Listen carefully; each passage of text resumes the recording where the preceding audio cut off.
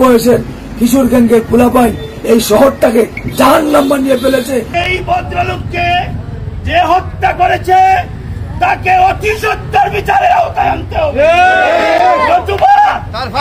ব্যবসায়ী সহ মৌলভীবাজারবাসী তাকে খুঁজে বের করে। সন্ধ্যার সময় দুর্বৃত্তের ছুরিঘাতে আমরার ভাই রুবেল ভাই নিহত হয়েছেন। আমরা যারা যে সন্ত্রাসীরা দুর্বৃত্তরা এখানে তানে ছুরিঘাতে হত্যা করছে তারা দৃষ্টান্তমূলক শাস্তি দাবি করি। আর আল্লাহ যেন তাদের শহীদি দরজা দান করুন, আর তার প্রতিটি পরিবার ও সদস্যের সবর দান করুন। আসসালামু আলাইকুম।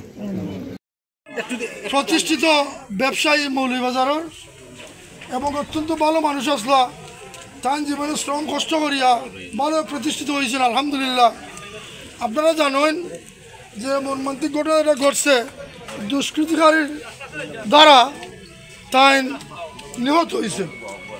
যেভাবে দুষ্কৃতিকারী অ্যাটাক করছে, আজকে এখানে আমরা অনেক রাজনৈতিক ব্যক্তিবর্গ আছেন এবং আমরা গুণীজন আছেন, আমাদের হাইকোর্টের অ্যাডভোকেট আমাদের সহ অনেক আছেন কেন। তো আমরা আজকের এই সভার থেকে প্রতিবাদ জানাই। আমরা মনে করলাম আজকে যেভাবে তার হত্যা করা হয়েছে, হত্যার পিছনে নিশ্চয় কোনো রহস্য আছে, পরিকল্পিত হত্যা হইব, এটা আমরা বিশ্বাস করি।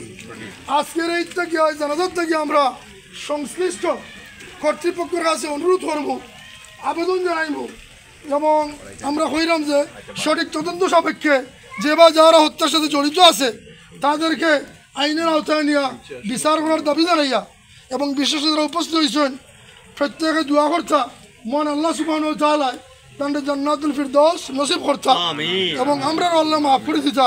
এই বলি আমি কথা শেষ করলাম। আসসালামু আলাইকুম ওয়া রাহমাতুল্লাহি ওয়া বারাকাতুহু।